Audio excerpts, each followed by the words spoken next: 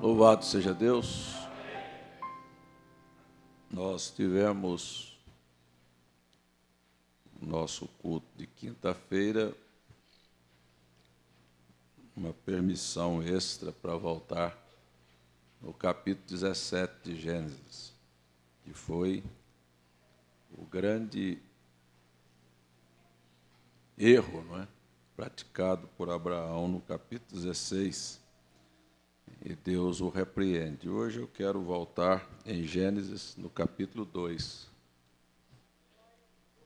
Nós vamos passar mais algum tempo olhando Gênesis 2, capítulo 2, o verso, nós vamos ler 16 e 17. Capítulo 2, versos 16 e 17 de Gênesis.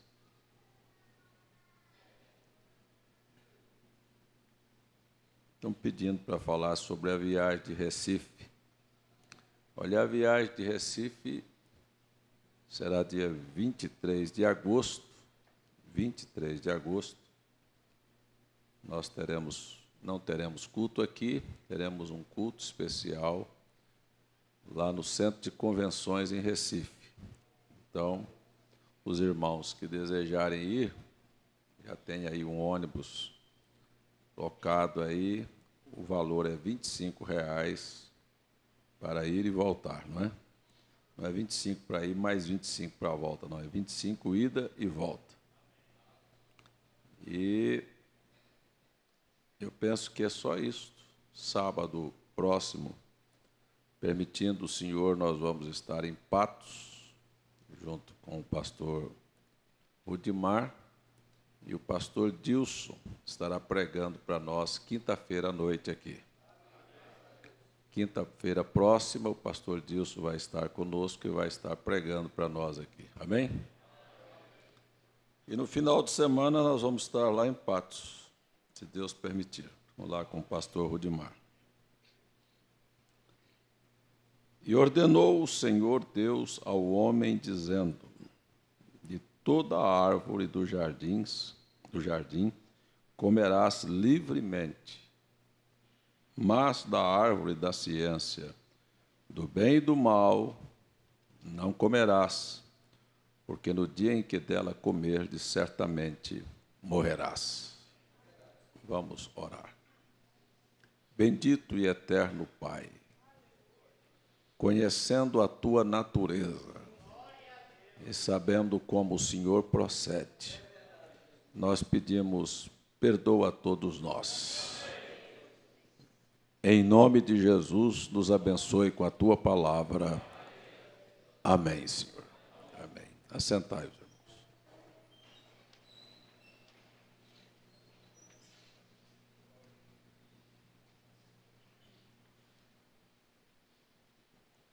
Eu estava comentando ontem em casa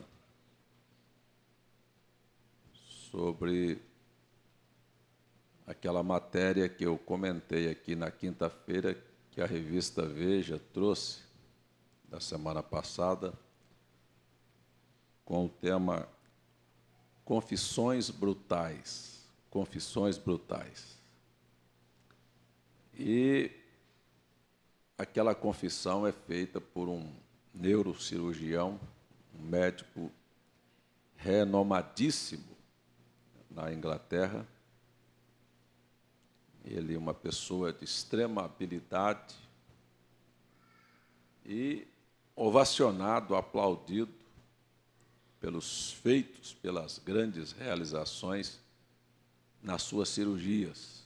Ia para os congressos e as pessoas aplaudiam pelo sucesso que era alcançado nas cirurgias. Ele era especialista em extrair câncer do cérebro. E então, ele conta não só sobre suas glórias, sobre seu sucesso nas cirurgias, mas ele teve coragem. Isto não é para menino. Isto não é para menino. Quando um homem, com o respeito, com o respaldo que ele tinha dos colegas, tem coragem de vir a público para falar sobre os seus fracassos, isto é uma coisa digna de ser relembrada. Porque as pessoas normalmente mostram suas virtudes, nunca seus defeitos, nunca suas falhas. Então, aquele homem, ele conta que ele visitou um senhor numa casa de recuperação. Ele conta vários casos, mas esse me chamou muita atenção. Casos que ele levou pessoas a óbito por causa de uma coisa chamada vaidade. De uma coisa que ele chamou de arrogância. Ele chamou de arrogância. Então, ele fala que ele foi visitar uma casa de recuperação, entra num quarto ali e vê um homem morto-vivo em cima da cama. A pessoa não mexia, não falava, não tinha nenhuma função vital funcionando, só respirando. Era um morto-vivo. E ele, então, olha e vê o nome do paciente. Quando ele vê o nome do paciente, aquilo vem na mente dele, de volta, que aquele paciente tinha sido paciente dele. Então, ele relata que ele fez uma cirurgia deste senhor há 7 anos passados. Ele tinha feito aquela cirurgia, aberto o crânio, era um caso sui generis, era um caso que não era comum, e aquele homem tinha um câncer enorme no cérebro, mas muito grande, e que aquilo daria a ele, depois daquela cirurgia, olha, muitos aplausos, muito reconhecimento como cirurgião, porque ele houvera conseguido uma coisa que era um fenômeno, tirar um câncer daquela natureza do cérebro. Então, ele vai, com todo entusiasmo, fazer aquela cirurgia. E ele relata que ele fazia cirurgia ouvindo músicas, fumava durante a cirurgia e parava para se alimentar.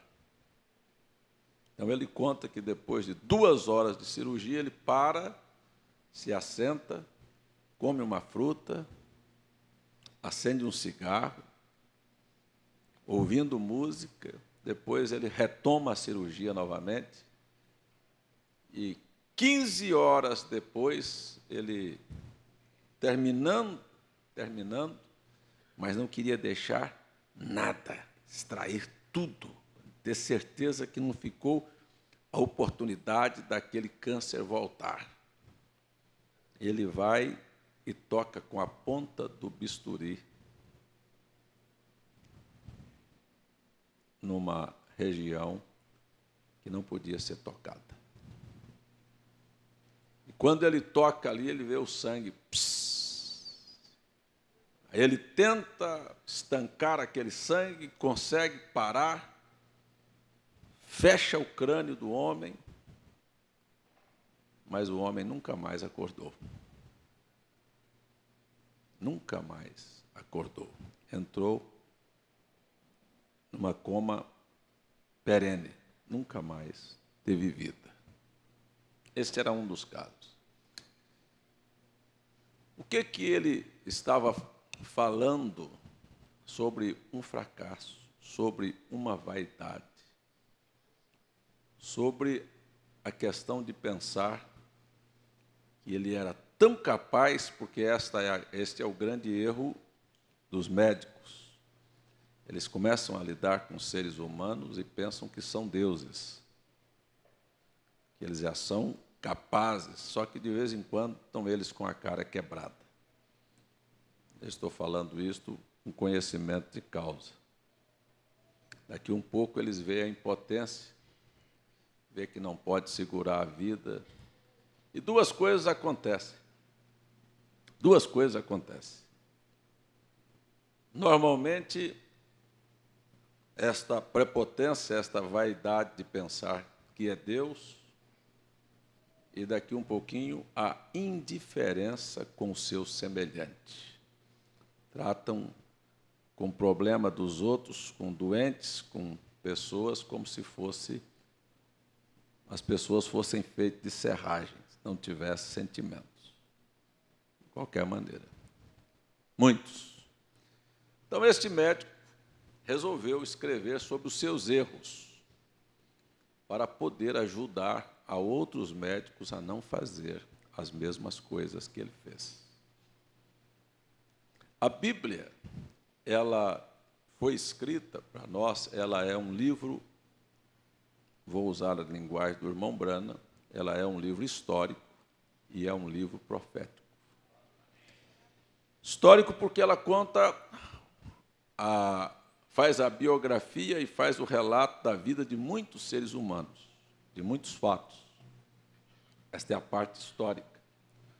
Profética porque ela toma estas pessoas, para ser exemplo para milhões que viriam ao longo da jornada. Isto faz a Bíblia ser histórica e profética. E nós encontramos nas Escrituras, logo, que o primeiro homem que Deus colocou na terra, Adão, por isso eu fiz questão de voltar aqui, Deus deu a este homem o domínio sobre todas as coisas. Os animais o respeitavam, a natureza se movia por ordem dele, ele era um Deus menor aqui na terra. Ele estava dirigindo toda a natureza. Mas, daqui um pouquinho, para entender a diferença entre um homem e Deus, Deus traçou uma linha e disse, você só vai até aqui. O dia que você tocar daqui para frente, você vai morrer. Se nós, nesta manhã, pudéssemos ressuscitar Adão, para que ele pudesse vir aqui no púlpito falar com você sobre a tristeza dele, por ter feito aquilo que Deus disse para ele não fazer. Tristeza por quê? Porque ele olharia, não vou longe não, a sua situação, o seu sofrimento. Se ele conhecesse um pedacinho da história, da minha vida, da sua vida, isto já era suficiente para dar a ele um sentimento de que o erro não compensa.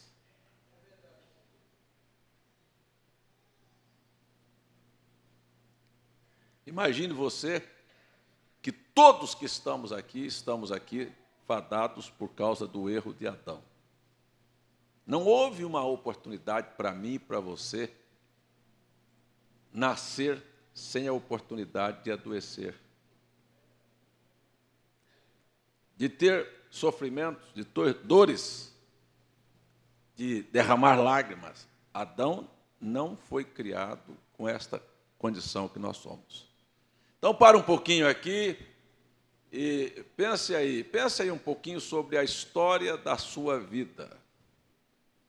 A história da sua vida, as dores, os sofrimentos, as decepções, as lágrimas, as angústias, os trabalhos, as aflições que você tem vivido. E a Bíblia é tão justa que ela vem e coloca aqui, assim, aqui, o personagem que seria o personagem mais ilustre, que teria o poder para todas as coisas, dizer aqui, ele fracassou. Então, Vamos chamar isto de confissões brutais, duras, que machucou muita gente. Tão bruta que machucou a todos nós. A todos nós?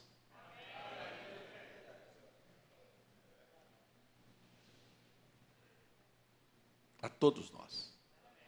Mas vamos fazer o seguinte. Então esse aqui é o Adão. O Adão está sendo condenado nesse tribunal aqui nesta manhã por ter trazido sofrimento a todos nós. Este é o Adão. Oxalá que o erro de Adão servisse para mim e para você, mas infelizmente não serve. Infelizmente, nós só aprendemos errando. Infelizmente, só aprendemos depois que nós mesmos erramos. Porque se nós olhássemos aqui, vamos ver? Vamos aqui ser honestos aqui, nós estamos numa escola bíblica. Estamos numa escola bíblica, e esta aqui é confissão, é uma escola daquilo que disse o profeta. Nós não viemos aqui para dizer para Deus o que nós fizemos de correto, mas ver os nossos erros. Quem vem na igreja para mostrar que faz certo, pode botar a placa no peito: eu sou um fariseu, eu sou um hipócrita. Porque nós viemos aqui foi para ver nossos defeitos. Foi para fazer confissão dos nossos erros. Ninguém ia, levar o cordeiro para morrer lá no Velho Testamento, senão por causa dos seus pecados. Então a gente precisa de botar o pé aqui, começando assim, nesta confissão que às vezes machuca, e eu sei que é dura, porque um homem acostumado a ser ovacionado, e eu vou falar assim, disse na quinta-feira e vou repetir, o maior ídolo condenado na Bíblia, chamado de idolatria, chama-se eu. O irmão Branham disse que era o maior inimigo que ele tinha. Eu. Eu é um ídolo que você constrói, que você põe no altar, que você ovaciona, que você protege, que você se torna intocável. Este é o seu pior inimigo. Isto é tão terrível na vida das pessoas, porque, na verdade, quando você olha, Paulo perguntou: o que é o ídolo? O que é o ídolo? Paulo perguntou. Ele disse: nada é. Então olha para você o que você é. E por que nós construímos em torno de nós esta imagem de sermos alguma coisa? Não somos. A vida não é sua, nada aqui é teu. Então há um aqui que é o único que merece ser exaltado. E este é o Senhor nosso Deus. O resto, a gente precisa derrubar os altares. E aprender, a fazer o que este homem fez aqui, com toda a prepotência, arrogância e fama, dizer assim: eu já matei muita gente, eu já aleijei outros, eu não fiz certo aqui. Este é o Adão. Este é o Adão, que matou muita gente, aleijou muita gente, acabou com muitos casamentos, trouxe muitas dores, muitas tristezas, muitos filhos rebeldes. Este é o Adão. Mas o Adão, ao transgredir uma lei de Deus, trouxe isso. Agora eu pergunto para você: e quem é que está aqui que não transgrediu a lei de Deus? Então você pegue, se tivesse alguém honesto e sincero aqui, diria assim: minha vida é um desastre.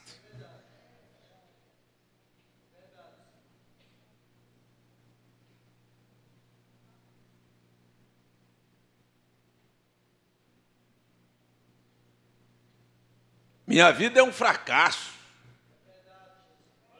Eu tenho sido problema para muitas pessoas. Eu sou altamente arrogante, porque eu sou eu. Esse altar precisa de cair.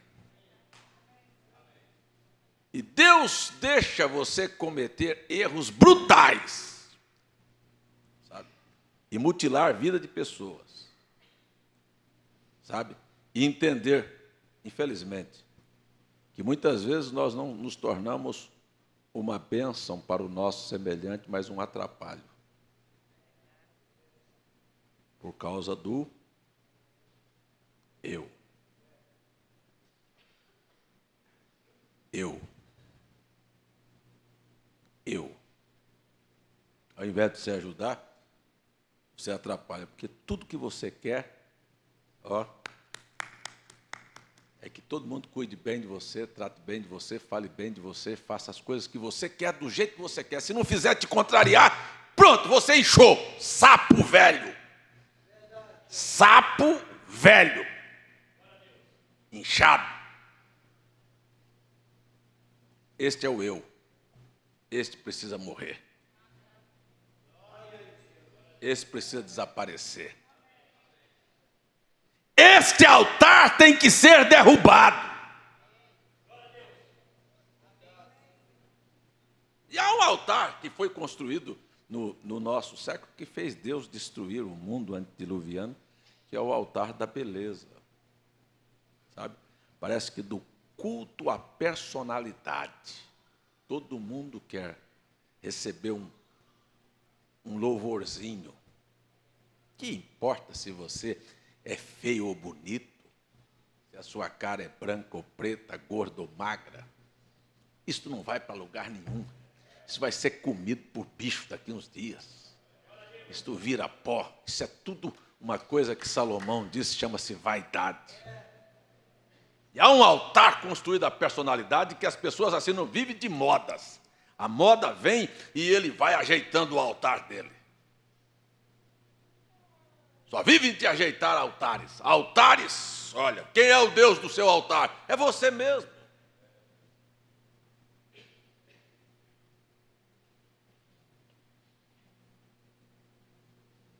Mas vamos aqui um pouquinho. Voltar aqui. O que o Adão fez? Olha, gente, a Bíblia ela é tão precisa nas suas colocações. O Adão é o primeiro homem, viveu 930 anos. Experimentou a glória, experimentou o fracasso.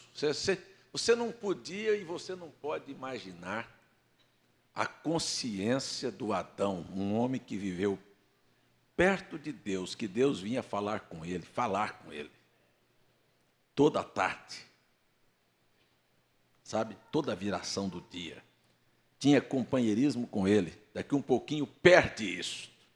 Você não pode imaginar o Adão vivendo os seus primeiros anos aqui, de vida na terra, sabe, sem pecado, os animais, a natureza, tudo numa harmonia, e depois ele vê aquilo cair. E depois ele vê, primeiro, um filho sendo assassinado. Você olha assim, diz assim, o culpado disso foi o Caim. O Adão olhava e dizia, o culpado disso sou eu. Se não fosse eu, o Caim não estava aqui, não tinha matado o Abel. Aí você vê, o Adão via as rugas aparecer no seu semelhante, porque eu acho que nem espelho tinha, para ele olhar dele mesmo.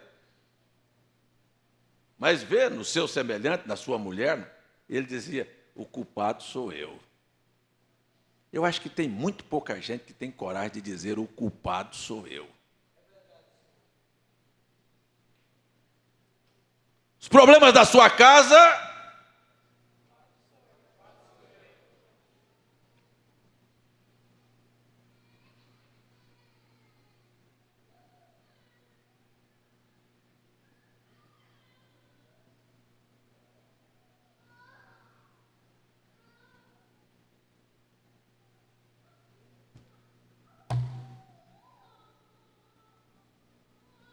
Não é seu vizinho, não?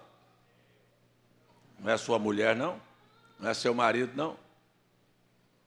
Não são os filhos, não?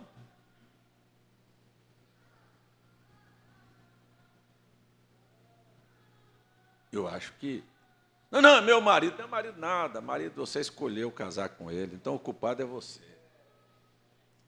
É minha mulher, nada. Você que escolheu casar com ela, o culpado é você. É meus filhos. Quem foi que gerou os filhos? É você. Quem foi que educou? É você. Quem foi que imprimiu um padrão? É você. Mas é um negócio de jogar a bola para cima do outro, e eu fico assim assustado de ver, até ver a falta de sinceridade das pessoas, sabe? Que algumas pessoas até se escandalizam e vão embora da igreja, Francisco, dizendo assim, mas se o senhor souber do problema do irmão fulano, da irmã ciclano, que o pastor César nem sabe, o culpado não é ninguém, não. Nós estamos aqui é por causa do fulano, do beltrano, ou por causa de Jesus?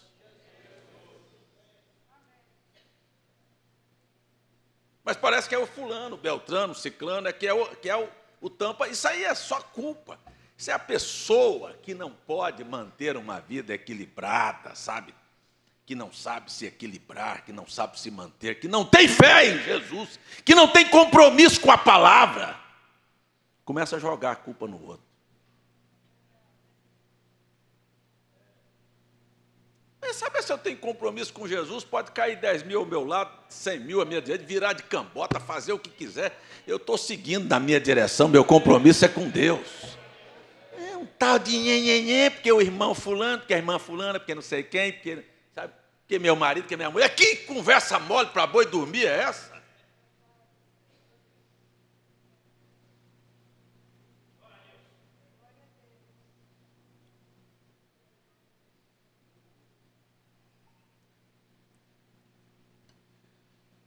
Então, como todo mundo vivia próximo ali, eu não sei, né? Como todo mundo vivia próximo ali, mas se botar essa igreja para viver próximo ali, acho que é tanto problema de conversa mole. Não? Vai ser tanto vizinho.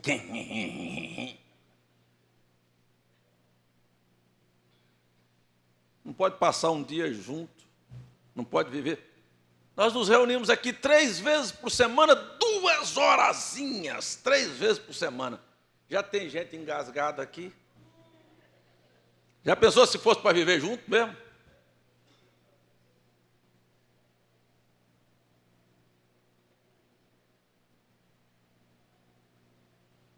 Três vezes por semana já acha-se 1000 defeitos.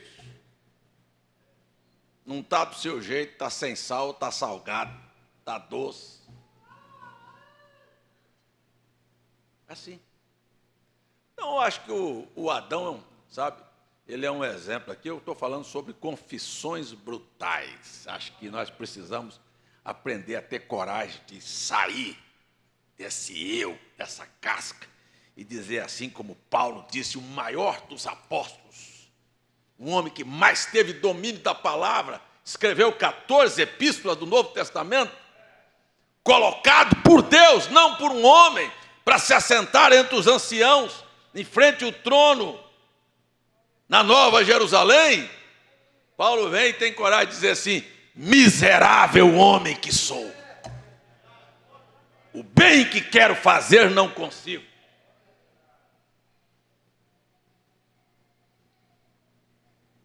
Mas para chegar a esse ponto, precisa sair da infantilidade, da adolescência, da fase da ilusão da vida, para botar o pé no chão e dizer a realidade é essa.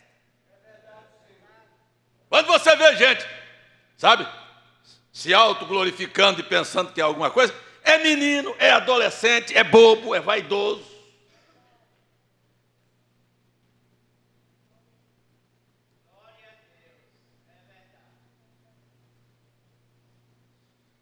Quando ele chegou no final da carreira dele, da vida dele, ele disse, ó, meu limite é até aqui, eu já fiz muito desastre por causa da minha vaidade, agora eu vou pelo menos deixar um exemplo para ajudar os outros.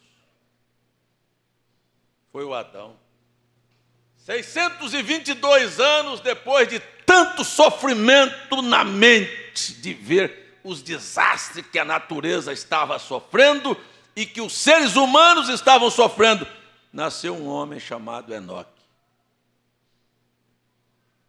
O Adão tinha 622 anos quando nasceu Enoque.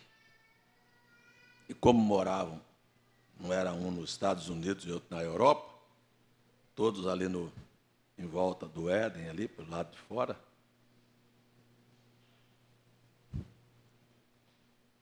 imagino o Enoque assentado com Adão,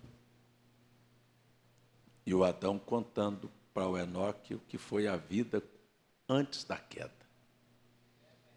Agora preste atenção, porque só há uma razão pela qual Cristo veio ao mundo: para dar a mim e a você a oportunidade de voltar para aquilo que Adão viveu antes da queda, chamado de Éden restaurado. Só há esta única razão. Não foi para fazer essa disseminação de religião, de interpretações. Não. Tudo que a Bíblia requer é uma só coisa: uma vida. Uma vida. Isso aqui é cristianismo, é vida diária. É o que você vive no seu dia a dia. Não é o que você vive dentro da igreja, é o que você vive lá fora. E é assim, sabe?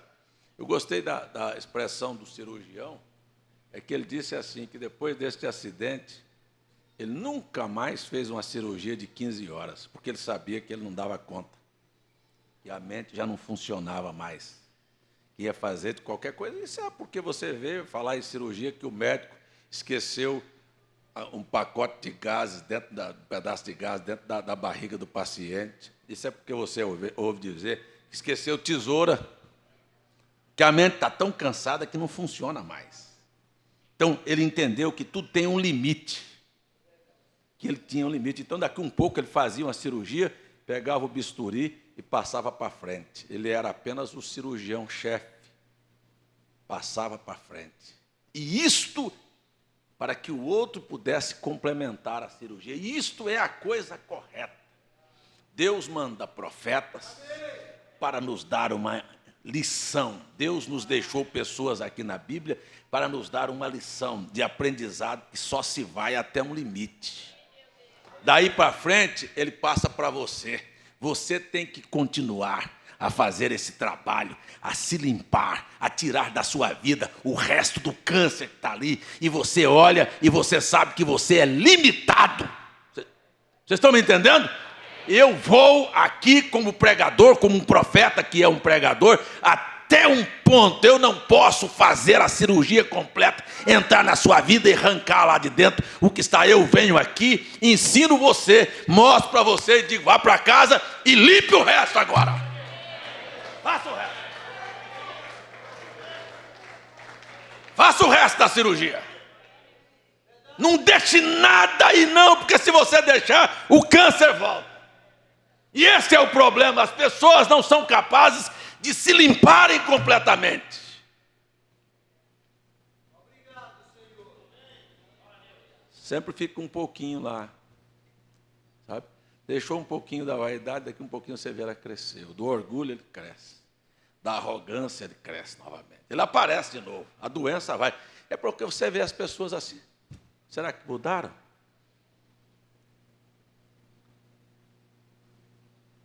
O Adão encontrou o Enoque. Eu faço aqui uma inferência bíblica, sabe? De dizer para o Enoque, porque a Bíblia diz que o Enoque se interessou de voltar. É por isso que ele chamou Enoque, profeticamente. E ele começa, então, a se interessar. Eu não sei se você se interessa por aquilo que Adão viveu antes da queda. Interessa a você a imortalidade? Interessa a você o governo de todas as coisas? Interessa a você nunca mais derramar uma lágrima ou nunca mais fazer alguém derramar uma lágrima. Eu não sei se te interessa. Talvez não te interesse. Talvez te interesse o pior que existe no mundo. O pior que existe no mundo, a ilusão. E a Bíblia registrou fatos de pessoas que se iludiram com dinheiro, com glória. Infelizmente é assim. Infelizmente.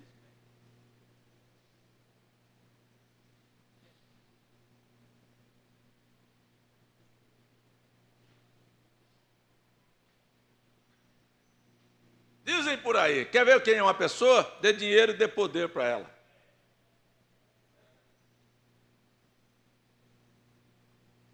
Dê para você ver quem é. No instantinho ela mostra quem ela é.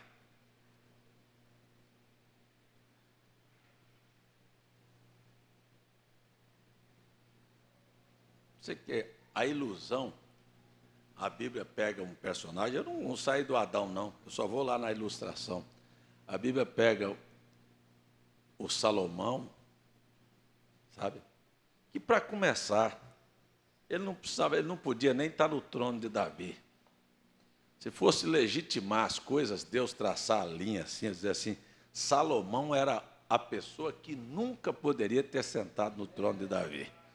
Porque Davi casou com a mulher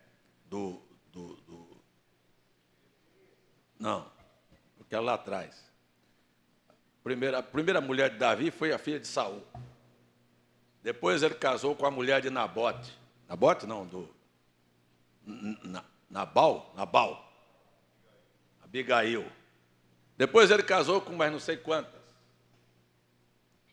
Depois ele comete um erro brutal na sua vida. Que a Bíblia registra 2 erros de Davi brutais. Primeiro, o da cobiça, que culmina no adultério, e depois vem para o assassinato do seu mais fiel soldado, e chega, este é um erro terrível, grosseiro demais, brutal. Matou homens por causa para esconder seu pecado, para esconder seu erro. Ele matou um companheiro para esconder seu erro, mas não foi só um não, porque Urias não foi sozinho para frente não.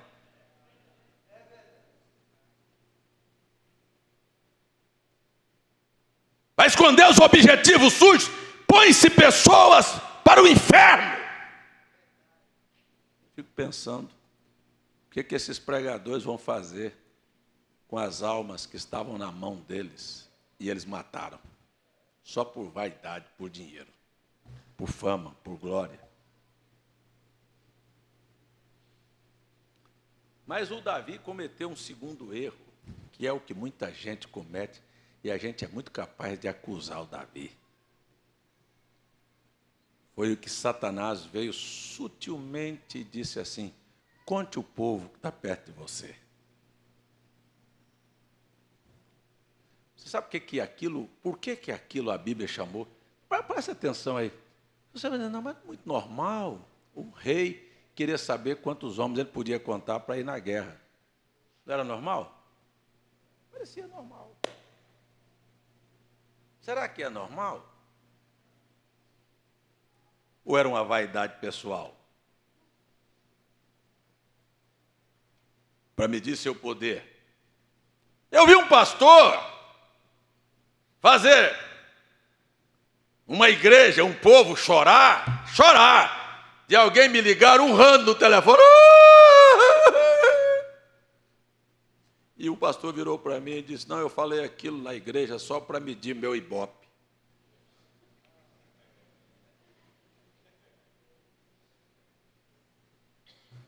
Só para ver até onde o povo estava comigo.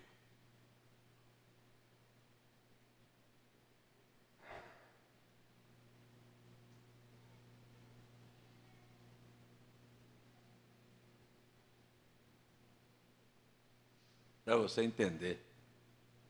O Davi também entrou nessa. Eu quero saber quantas pessoas estão comigo. Eu quero perguntar para você, Onde é que você me mostra na Bíblia algum versículo que enreda Deus com outra pessoa, a não ser com você? O salmista, no Salmo 23, disse: ainda que eu andasse pelo vale da sombra e da morte, não temeria mal algum, porque tu estás com...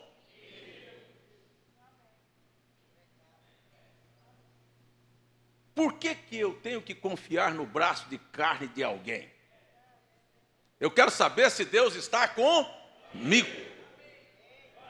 Mas o Davi desviou a atenção do Senhor dos exércitos para botar no povo. E a Bíblia disse que Deus se irou e mandou um profeta na casa de Davi para dizer: você escolhe 3 coisas.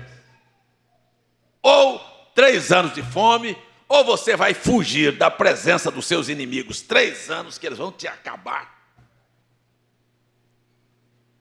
Ou 3 dias de pestes. E Davi olhou e disse: eu caia na mão do Senhor, porque grandes são as suas misericórdias. Reconheceu quando o anjo veio e matou 70.000 homens num dia. E Davi saiu e viu o anjo entre os céus e a terra com a espada desembainhada para destruir Jerusalém. O Davi teve coragem de sair e dizer: por que o senhor está matando o povo? Fui eu e a minha casa que pecamos. Quando Davi adulterou, ele teve coragem de dizer: pequei e o meu pecado está diante de mim. O povo não merece sofrer. Famílias sofrem por causa de erros, de decisões, de vaidades, de posições de marido, de mulher, sem entender que o problema é você.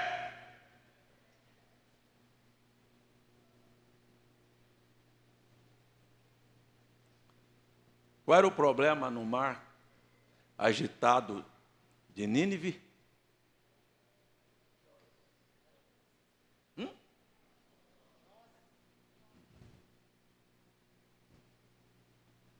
Qual é o problema? É um homem, é uma pessoa.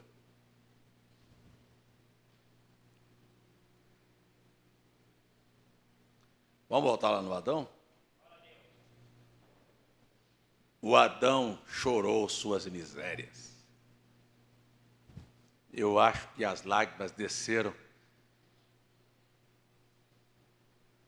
E o Enoque se comoveu. E o Enoque disse: eu vou encontrar. Eu vou lutar. Eu vou procurar esse Deus que falou, que vinha falar com você, meu avô, meu bisavô, meu tataravô, sei lá o que Adão era de Enoque. Eu vou procurar esse Deus. Eu vou andar com Ele. Eu vou aprender a andar com Ele. Eu vou ter intimidade com Ele. Esse era o problema. E o Adão foi, e o Enoque foi. 930 anos Enoque se foi, mas o Adão começou a plantar e plantou no coração de alguém a esperança de que há uma vida diferente da que nós vivemos. Eu gostaria de dizer para você que o que está faltando em muita gente é coragem, determinação para dizer assim: eu quero esta vida, eu me interesso, eu vou passar por cima da morte. E eu vou dizer para você que esta é uma determinação do meu coração. Eu encontro pessoas que quando vem uma tempestade e um gigante levantar, ele é tão frouxo, tão incapaz, tão sem fé, tão sem determinação para aquilo que ele está fazendo, tão inseguro, que a única coisa que ele sabe fazer, ou ele dá a volta e corta por outro caminho, sabe? Ou ele volta atrás. Mas você, certo? Tem alguém aqui que quer voltar para o Éden restaurado? Eu não tenho caminhos à direita nem à esquerda, não há outra alternativa. É andar perto de Deus, em cima da palavra, sem transgredir a palavra. Eu não tenho uma outra alternativa. Ou você entra pela palavra, ou você vai procurar um atalho. e vai ter desculpas demais, mas eu sei o que é. Pessoas que não estão determinadas, sabe? Que não têm posição definida, que acha que Deus vai ficar nessa corda bamba para lá e para cá que você anda. O fato é esse, há um caminho a seguir. E o caminho você quer saber de uma coisa? Eu não sou menino, eu não comecei hoje, eu tenho 59 anos, mais de 30 anos já de experiência com bisturi na mão, trabalhando, fazendo cirurgia na vida das pessoas. Eu não sou inexperiente, eu sei aonde eu já errei. Mas tem uma coisa que eu vou dizer para você. Pode ter certeza do que eu estou dizendo. Não estou atrás de fama e de glória, não. Não estou tentando me projetar, não, senhores. A coisa aqui é da maneira séria. Eu quero chegar lá. Eu não tenho alternativa para a direita ou para a esquerda. Vou fazer aqui um atalhozinho, dar um tapinha nas costas de um irmão aqui, sabe? Me vender, me comprometer aqui. Não tenho essas coisas. Pode ter certeza que eu amo todos vocês de coração. Mas o caminho é este aqui, ó. Se você quiser meu exemplo, é este aqui, ó. Olha, é este aqui, ó. Rumo à eternidade. Eu não vou desviar nem para a direita, nem para a esquerda, viu? E não gosto de bobagem também, não. Não sou dos extremos. O irmão Branham disse nesta mensagem aqui que um pastor criticou ele e não sabia que o irmão Branham estava presente no auditório. Nesta última mensagem. Porque o irmão Branham criticou duramente a posição das pessoas que não têm fé alicerçada na palavra e apenas alicerçada em emoções. E quando o irmão Branham disse, o caminho é este, ó, assim. E disse o pregador, disse o irmão Branham uma vez que andar é no centro do caminho. Ele disse, mas quem anda no meio do caminho pode ser atropelado. E o irmão Branham dizia, eu estava sentado lá, e ele não sabia.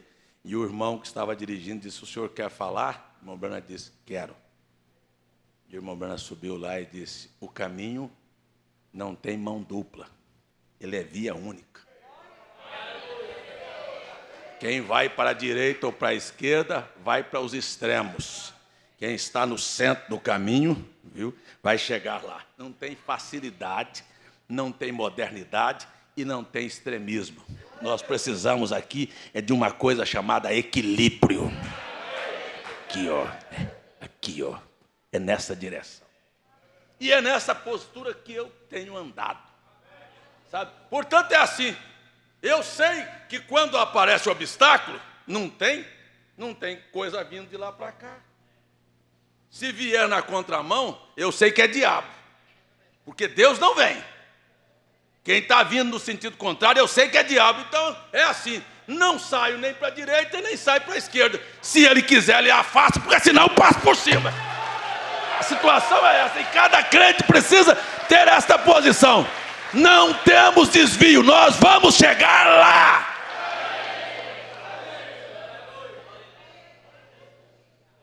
Aqui não se tem interpretações, sabe? E nem se tem acomodações. Não se tem nem interpretações, porque o grande erro é de fazer a Bíblia apenas um livro de estudo, e não tem acomodação para dizer assim, ou do outro lado, dizer assim, ó, sabe de uma coisa? Eu sou assim mesmo. Deus me conheceu assim, eu sou assim. Não. O centro é assim, eu quero chegar. Eu quero chegar. Você quer chegar? Está certo que você quer voltar para o Éden restaurado? Não precisa pensar que Deus vai colocar você nas costas, não. É a Bíblia. Levantai e andai, o vosso descanso não é aqui, olha. Lá no final, teu trabalho terá uma recompensa. Ninguém será lançado no canto, não. Haverá uma recompensa para todos aqueles que caminharam na palavra no final.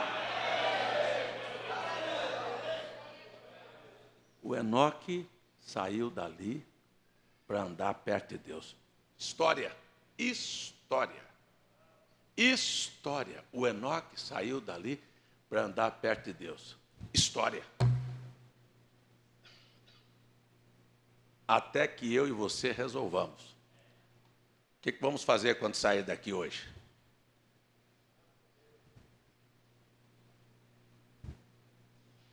Hã? Hein? Hein? O que vamos fazer quando vamos sair daqui?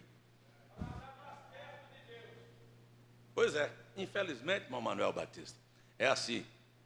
Você está andando perto de Deus, dá uma olhadinha para trás na sua história de vida, nos erros brutais que você já cometeu. Brutais.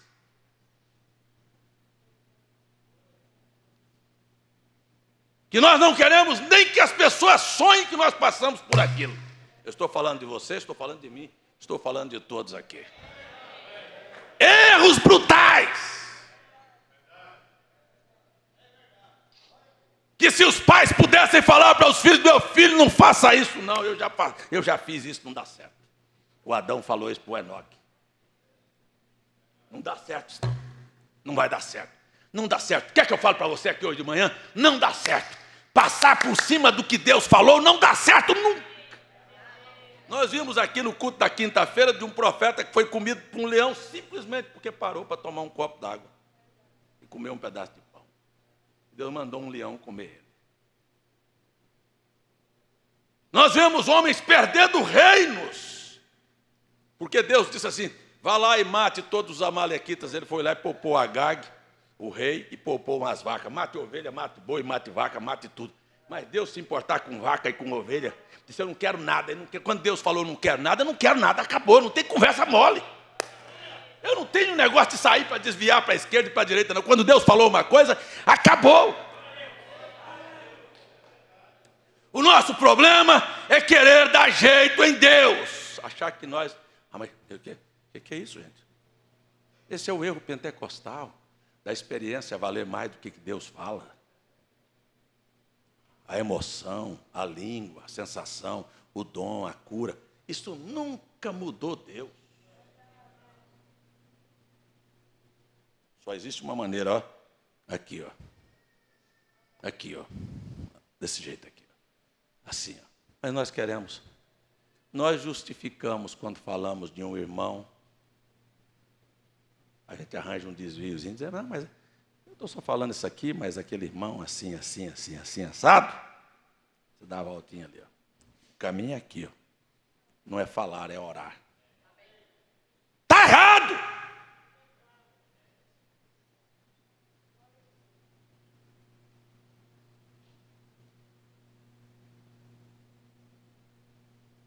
Por muito menos que isso, Deus já jogou gente fora. Quer ver uma coisa? Nós olhamos a vida, vamos pegar um outro personagem aqui. Nós olhamos a vida de um Moisés. Deus chamou, Deus comissionou, coluna de fogo apareceu, Deus vindicou, veio, tirou Israel, caminhou, sofreu, passou.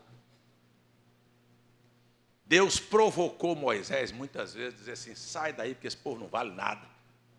Vou matar tudinho, levanta outra geração com você. Ele disse, então risca o meu nome. Deus sabia quem era Moisés. Mas a única vez que Moisés se desequilibrou, a gente para e pensa assim, não, por que foi que Moisés? Deus mandou Moisés falar com a rocha, ele foi lá e bateu a vara na rocha. Deus não mandou ele bater a vara, mandou falar.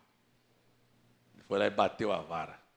Só isso foi suficiente para Deus falar assim, vem cá, você não vai entrar na terra, não. Esse Deus da Bíblia mudou, gente?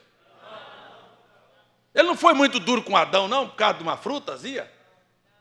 E você sabe o que foi?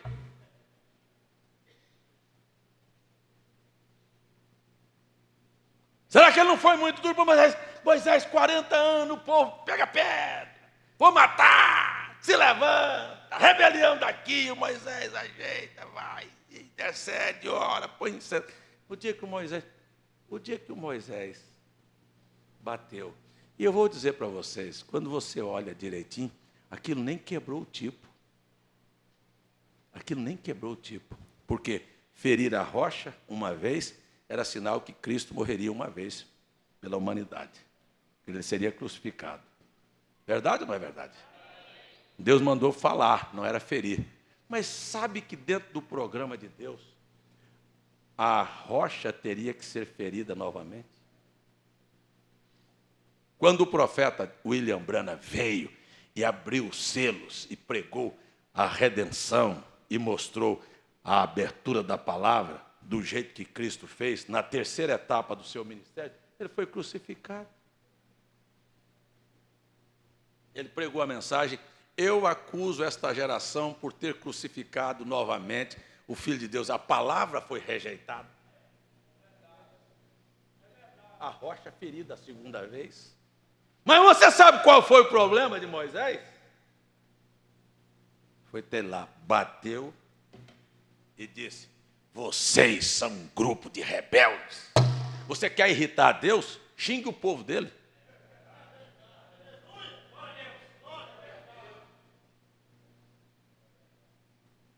Quer mexer comigo? Fala do Ilquias, fala do André, fala da Tati. Vai lá, mexe com o Severino para você ver. Vai falar que Dana é feia para você ver.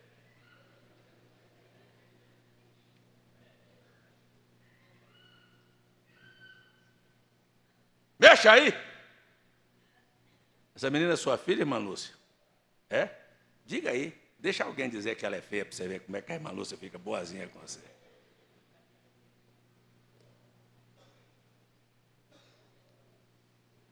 Moisés falou: povo rebelde. Até então Deus falava: sai daí que o povo é rebelde. Moisés disse: não, senhor, é igual o filhotinho da coruja, é bonitinho, é gente boa. Trate dele, cuide deles. O povo é assim, ó. Você quer saber de uma coisa? É assim. Por isso as pessoas não entendem Deus. Deus coloca a situação para te provocar. Amigo, abra a boca, fala o que não convém. Por isso a Bíblia diz: quando você fala de um irmão, você fala de Deus. Você ofende não é o irmão, não, é Deus. Jesus disse: se você fizer um desses pequeninos, você faz a mim. Quem toca em você, toca nas meninas dos olhos de Deus.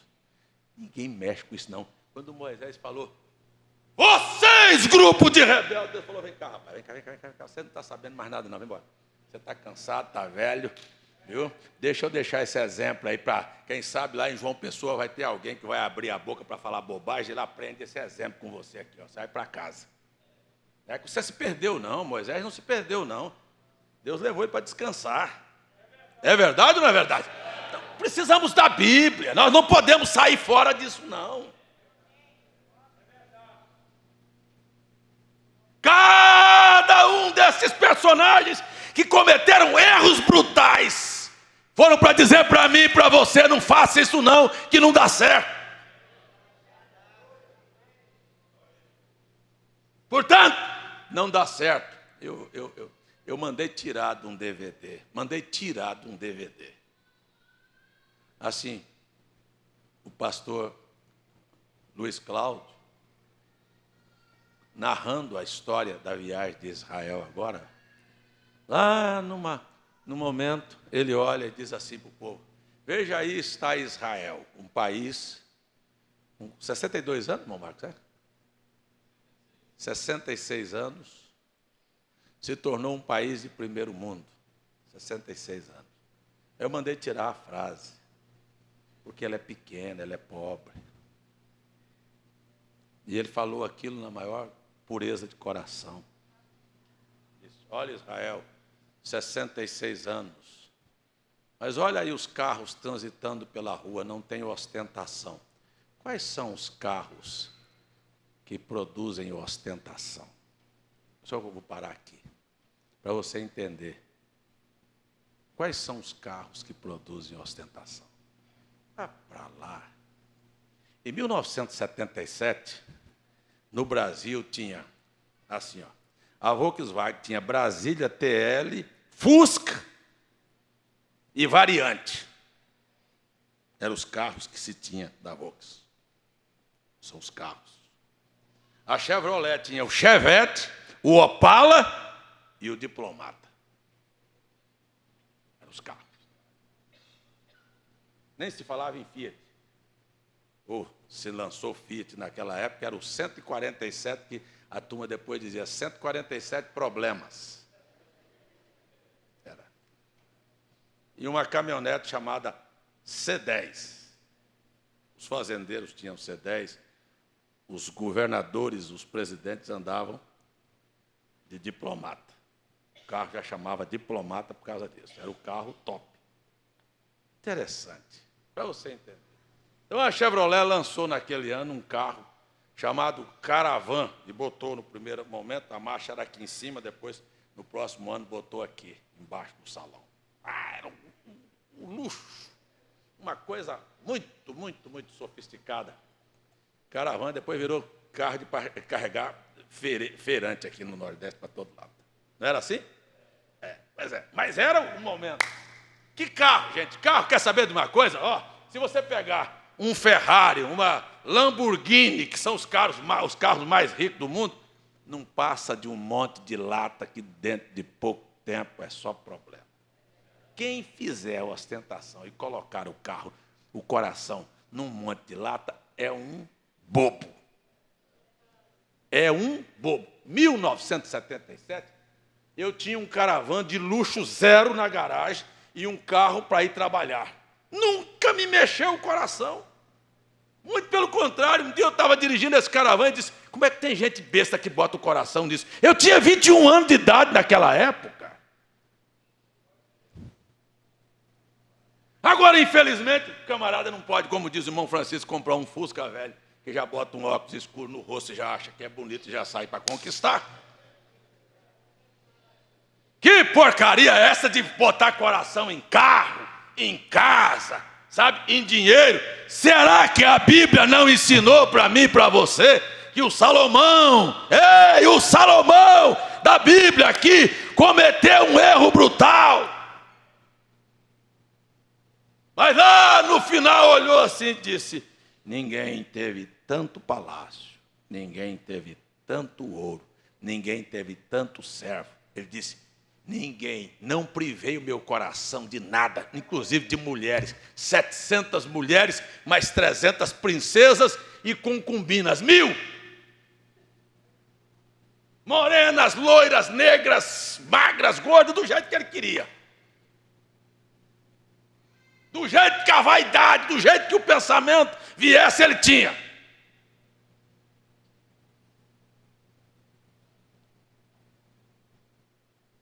Será que você não entende o que é isso? Que tudo isso já ficou na Bíblia para mim, é você aprender que essas coisas nunca deveríamos colocar o nosso coração nela.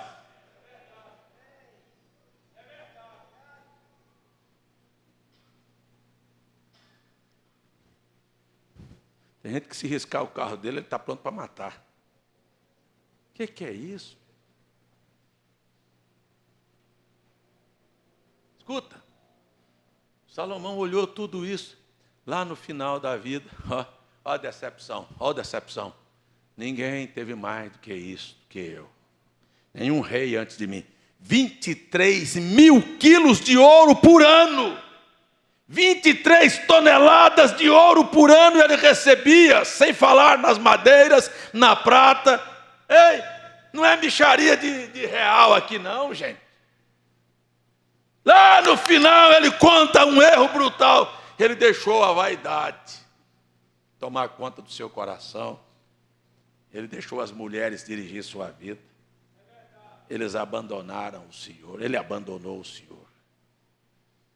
Mas lá, no final do livro de Eclesiastes, ele chamou a todos e disse, lembra-te do teu Criador nos dias da tua mocidade. Preste atenção na Escritura, antes que cheguem os maus dias. Quais são os maus dias que Salomão estava falando? Quais são os maus dias? Ele sabia que ele estava com o pé, na sepultura, a velhice. Não espere chegar lá, não, para você reconhecer que você não é de nada. viu? Que você vai precisar dos olhos, e os olhos não vão responder, que os ombros vão cair, que os cabelos vão ficar brancos, que as pernas não vão mais suportar o seu peso, que a mochibada vai tomar conta da sua cara, que você vai virar um maracujá.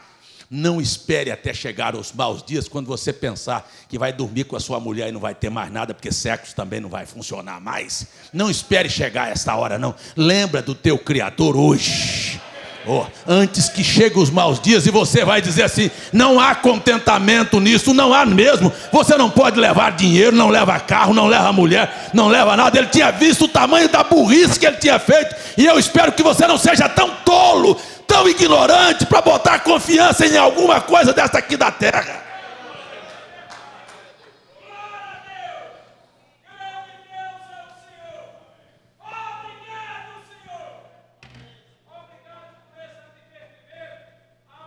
Se Deus te der uma casa de ouro aqui, more, sabendo daqui uns dias não vale nada.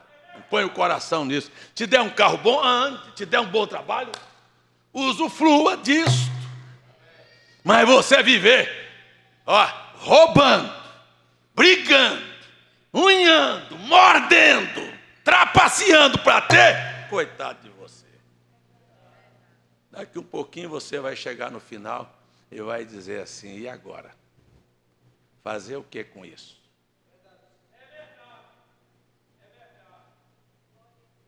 Vai para o caixão? Não, gente, nós estamos indo de volta para o Éden restaurado.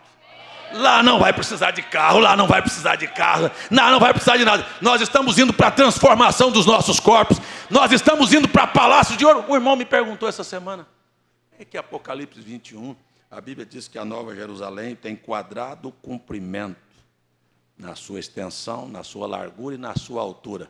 Eu falei, então preste atenção o que a Bíblia está dizendo. Se é quadrado comprimento, na largura, na extensão e na altura, a Nova Jerusalém tem 1.500 milhas, ou seja, 2.400 quilômetros assim, 2.400 assim, 2.400 assim, 2.400 assim, é um quadrado. Agora pega 2.400 e sobe assim e sobe assim. Virou um caixote?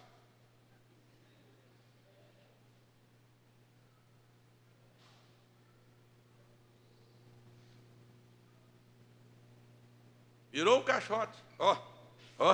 2.400 assim, 2.400 assim. Não. Qual é a figura geométrica que tem a mesma dimensão na sua base e na sua altura? O triângulo. A pirâmide, a sua base.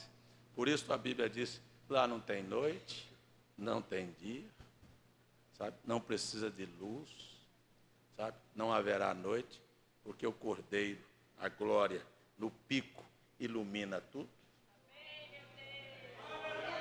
A todos os lados, nas mesmas dimensões, não tem nada que se faça sombra ali. Sabe, eu vou falar para você, gente, eu estou caminhando para lá. Eu estou caminhando para esse momento de não ter velhice, a minha maior alegria e o meu maior gozo. Não pensa que eu estou contra ninguém, não. Eu estou querendo ver você lá. Eu estou me esforçando com tudo que eu tenho. Eu estou aqui nesta plataforma para dizer, reconheça teus erros, acerte a tua vida, deixe marcas no caminho para que outros não façam as bobagens que você já fez.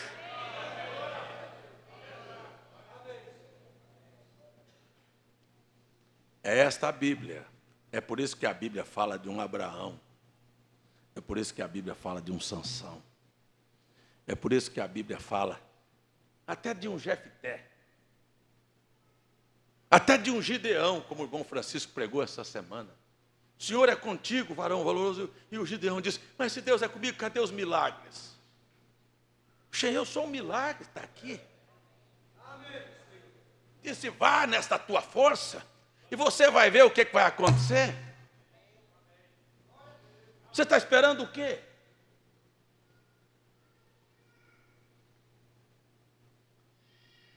Até a bobagem de dizer aonde estão os seus milagres aparece na Bíblia. E aparece na Bíblia uma substituição de um Moisés cheio de fraquezas, mas Deus consola o coração de Josué, dizendo: assim como fui com Moisés, serei contigo. Quer dizer, não precisa ter medo de nada, não. Eu estou com você. Você está me entendendo? Moisés teve falha, mas eu estou com ele. Você vê, Deus pegou Moisés, levou 700 anos, estava lá junto com Elias. Deus mostrou o Elias que às vezes você é covarde, corre dos problemas. Deus fala: Elias, o que você está fazendo aqui dentro? Aí ele vai dar uma desculpa para Deus, diz: Senhor, sabe o que é? Porque eu sou extremamente zeloso. Que zeloso é este, rapaz? Que zelo é esse que você tem? Com o rabo no meio das pernas, parecendo um cachorro vira-lata. Não é nesse caminho que se anda, não. Quem tem zelo não anda nesse caminho, não.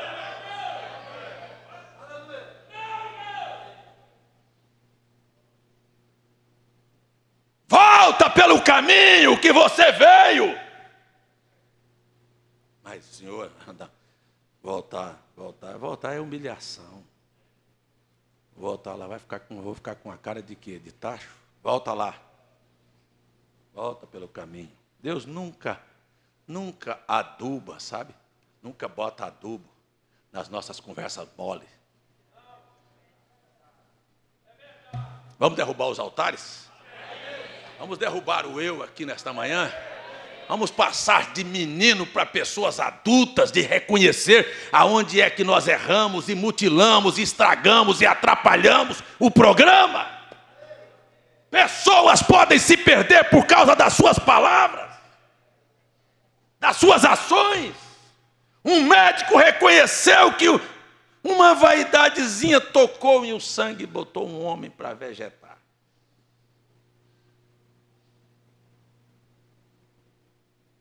O que você quer segurar? Segurar seu eu?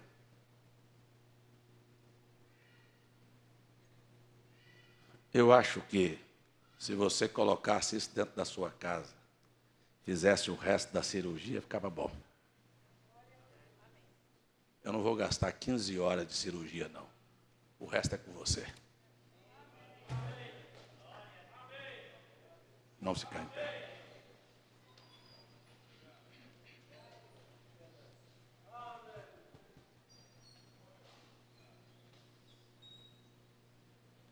Louvado seja Deus. Nós temos aqui, antes da oração,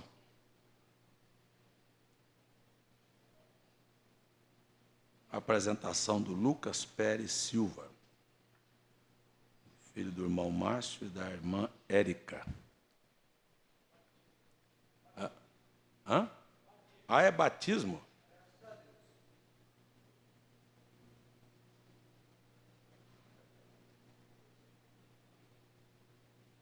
Ô Carlos e Severino, vocês querem me deixar doido, é?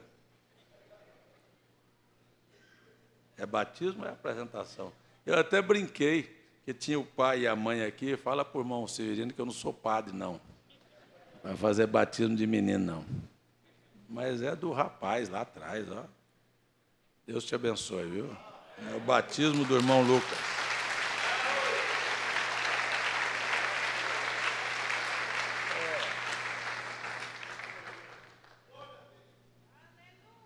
Marcos pode nos ajudar aqui.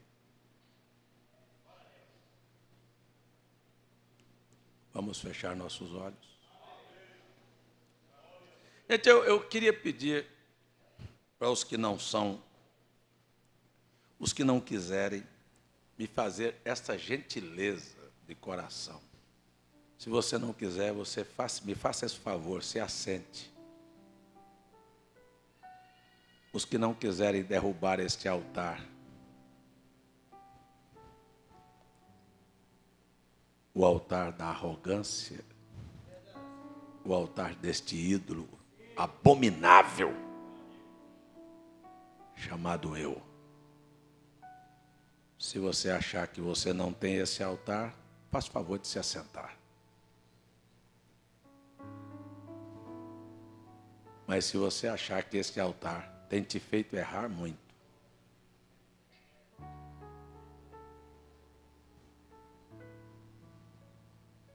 e você tiver coragem de voltar para casa hoje, reconhecendo que o problema não é marido, não é mulher, não é filho. O problema é você desalinhado. Porque em linha, de alguma maneira, Deus vai trazer a resposta das nossas orações. Enquanto estivermos fora da linha, Deus não pode dar.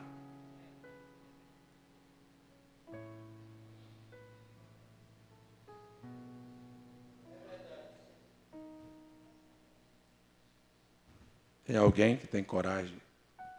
Acho que o lugar mais certo para olhar é para o chão. Baixar a cabeça.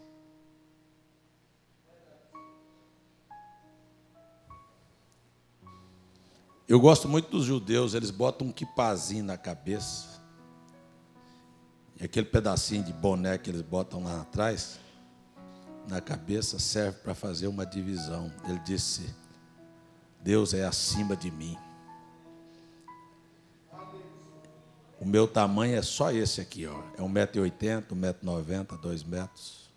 Mas Deus é infinitamente maior. Está acima. Milhões e milhões e milhões e milhões de vezes maior. Gosto muito deles botarem o quipazinho na cabeça. Veja só o seu tamanho aí hoje, viu?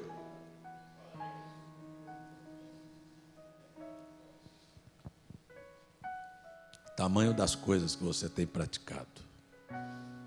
É do seu tamanho.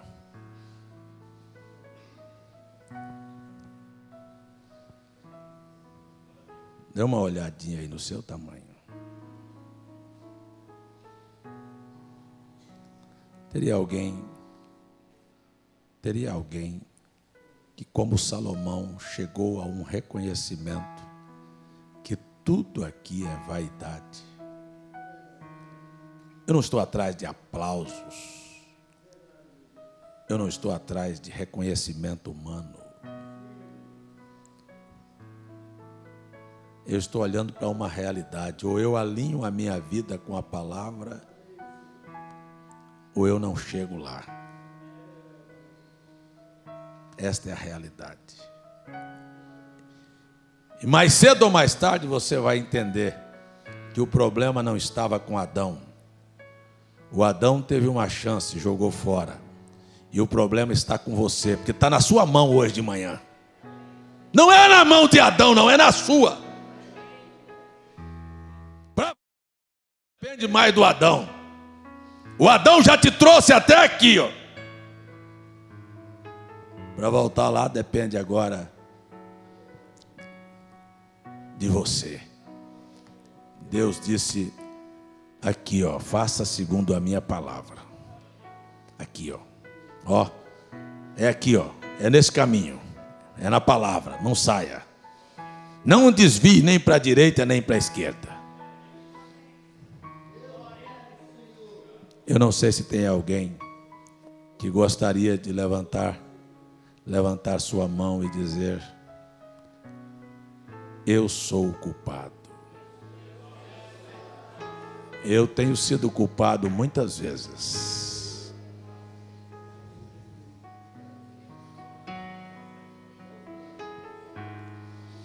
Escuta só, por favor.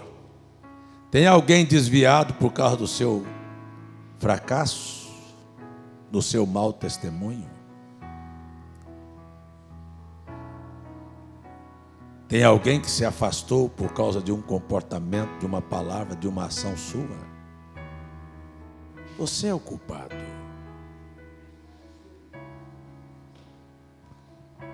Não vamos transferir para ninguém, não.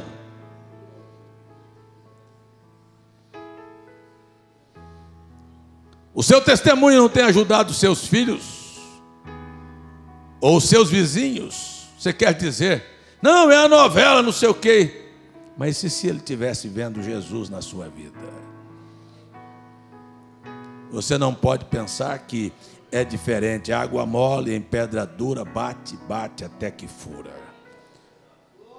Seus filhos, seus vizinhos, ainda que eles queiram resistir, mas Ele sabe que você tem algo que eles não possuem. Eles estão simplesmente buscando Jesus na sua vida. Amém, amém, amém, amém, amém, amém, amém, amém.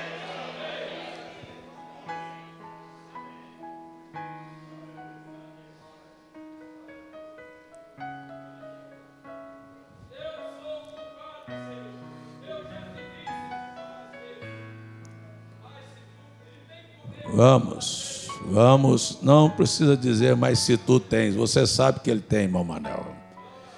É só uma confissão, eu sou o culpado. Poder Deus tem, eu sei que Ele tem e vai fazer, a hora que Ele quiser fazer, Ele vai fazer. Deus vai mudar o quadro no tempo próprio, na hora certa. Deus vai trazer o batismo do Espírito Santo na hora certa, no tempo próprio. Deus vai responder suas orações no tempo próprio, na hora certa. Deus vai mudar a situação na hora certa, no tempo próprio.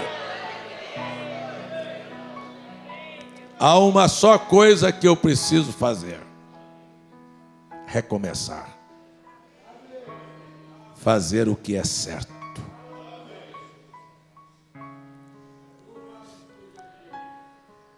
O profeta diz: Deus tem um lugar para os bons e velhos médicos. Sabe? São aqueles que reconhecem os seus erros. Deus ajude a cada um. Pai, há algumas mãos que se levantaram e há algumas bocas que se abriram e há alguns corações que não rejeitaram, mas que enquanto eu estava falando aos ouvidos, a tua voz falava à alma. Há alguns que balançavam a cabeça e dizia: o problema fui eu, o problema sou eu. Eu oro por eles hoje de manhã, Senhor. Não oro dizendo que eles estão perdidos, eu oro dizendo: louvado seja o teu nome. Dê a cada um de nós uma oportunidade para voltarmos e terminarmos o resto dessa cirurgia que o Senhor começou em nossos corações nesta manhã. Que ninguém volte para casa com um altarzinho aqui não, com ídolos escondidos na sua vida não, mas que isso seja lançado ao solo. Eu não sou nada, mas o Senhor é tudo. Quero te pedir por estas pessoas, ajude a cada um de nós a mudar o nosso comportamento, a sermos aquilo que nós somos e nada mais do que isso, em nome de Jesus. Agora já orei, já pedi e mais uma vez te peço, e a palavra do Senhor, que é espírito e vida, possa desarraigar todos os poderes de Satanás, todos, da vaidade à doença, da vaidade ao engano. Destrua isto nesta manhã, Senhor, em nome de Jesus. Que as pessoas sejam curadas, que as orações sejam respondidas, que as portas sejam abertas, que Satanás seja expulso e que o nome do Senhor seja exaltado. Assim nós te pedimos, em nome de Jesus. Amém e amém. Deus vos abençoe.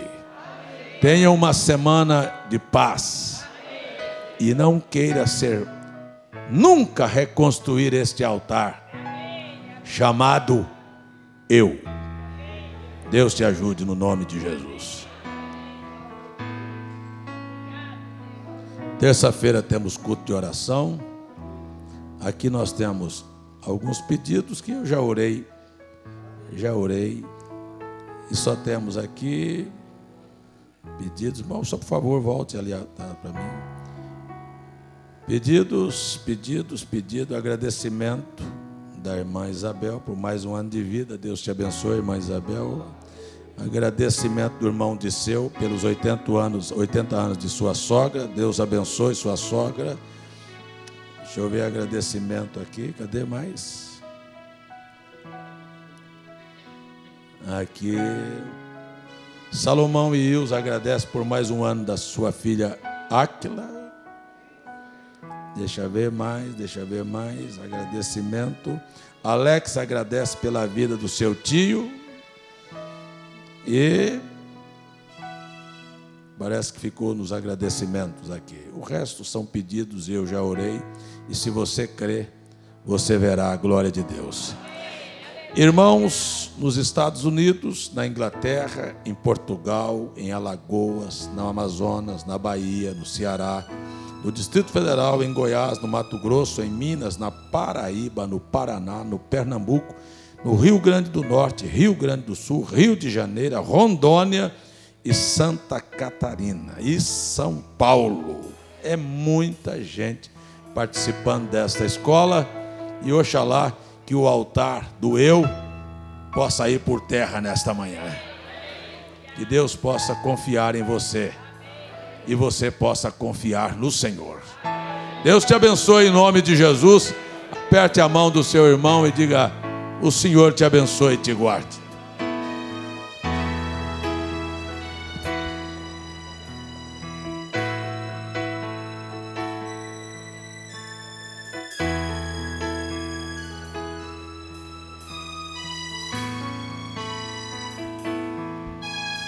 Aleluia. Lembrando que amanhã haverá reunião com todos os diáconos às 19h30. Os diáconos estão avisados que amanhã às 19h30, reunião aqui no tabernáculo.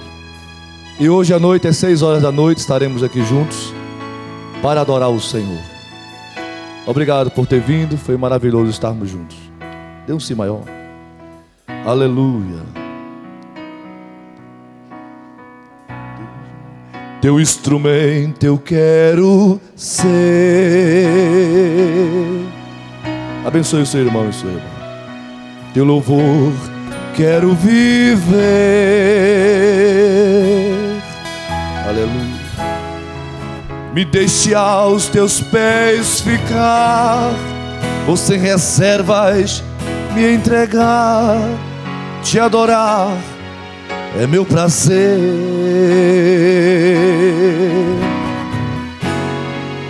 A minha voz quero soltar,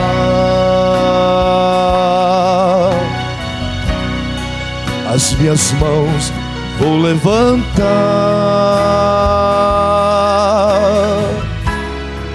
Quero te dar o meu louvor, vou me render a ti, Senhor.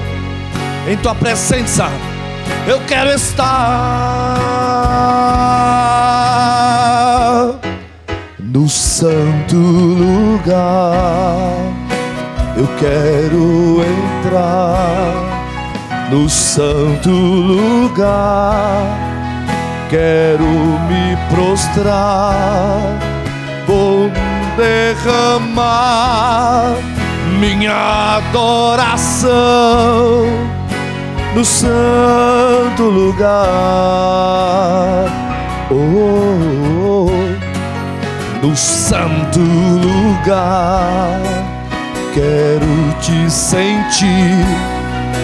No santo lugar quero te servir.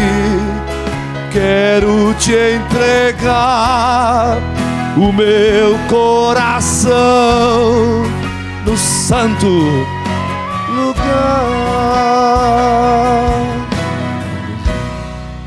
Quantas vezes quiseste então mudar teu pensar, teu modo de agir, e ao sentir que nada adiantou, foi tudo em vão. Oh irmão, eu sei que foi ruim, mas uma coisa eu quero te dizer.